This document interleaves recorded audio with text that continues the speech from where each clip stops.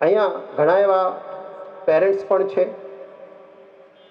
અને બધાના બાળકો અલગ અલગ વિવિધ ક્ષેત્રોમાં, વિવિધ કોલેજોમાં, સ્કૂલોમાં, સરકારી સ્કૂલોમાં, પ્રાઇવેટ સ્કૂલોમાં શિક્ષણ લેતા જ હોતા હોય છે.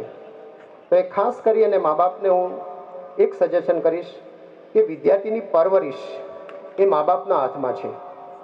કોઈ સ્કૂલના હાથમાં નથી કે અન્ય વ્યક્તિના હાથમાં પણ નથી. શરૂઆતની પરવરિશ મા બાપના હાથમાં છે. એટલે સૌથી પહેલાં તમે તમારા બાળકની પરવરિશમાં જેટલું ધ્યાન આપશો એટલો તમારું બાળક આગળ નીકળશે, એટલો જ બાળક આગળ જઈને મહાન બનશે. અને જો પરવરિશના અંદર ક્યાંય ઢીલાસ રાખી તો કોઈ સ્કૂલ ઉપર કે શિક્ષકો ઉપર, જો શિક્ષકો હંમેશા સાચા જ હોતા હોય છે, સ્કૂલ હોય હંમેશા સાચ, ભલે ગામડામાં છોકરો ભણતો હોય, સરકારી સ્કૂલમાં ભણે, તમારે કોઈ પ્રાઇવેટ સ્કૂલમાં મૂકવાની પણ જરૂર નથી હોતી. સરકારી સ્કૂલના શિક્ષકો પણ સારા જ હોય છે, અન્ય કોઈ પણ સ્કૂલના શિક્ષકો સારા જ હોય છે. શિક્ષકો હંમેશા સાચા જ હોય છે. પણ ઘણી વખતે શું થાય કે તમે લેવા ન દેવા વગર એ પ્રકારની પરવરિશ કરી, એ પ્રકારનું ઉપરાણું લઈ અને વિદ્યાર્થીઓને બગાડવાની કોશિશ કદાચ મા બાપથી પણ થતી હોય છે.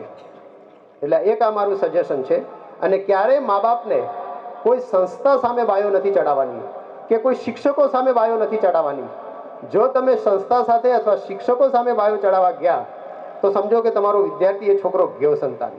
એટલે જે ગામડાઓમાં પણ ભણતા હોય છે, ઘણી વખતે કમ્પ્લેનો આવતી હોય છે કે શિક્ષકો પણ ગામડાના કહેતા હોય છે કે ફલાણા બાપુ આજે અમને આવું બોલીને ગયા. એટલે આ બધી વસ્તુ કરવાથી તમારો જ છોકરો ખાડામાં ધકેલાઈ જશે.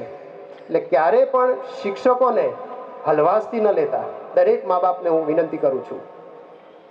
આ બાકીની સમાજ સાથે શીખવાની વાત છે, કારણ કે અમે તો સ્કૂલ લઈને બેઠા છીએ. હું અને નરપતસિંહ બંને અહીંયા ધાનેરામાં, અમને ખબર છે, અનુભવ થઈ રહ્યા છે અમને. શિક્ષકને હંમેશા માન આપો અને સંસ્થા સામે મા બાપને ગરીબ થઈને રહેવું પડશે. જો તમે ગરીબ થઈને ન રહ્યા તો વિદ્યાર્થી ક્યાંયનો રહેશે નહીં. આ અમારા અનુભવ છે.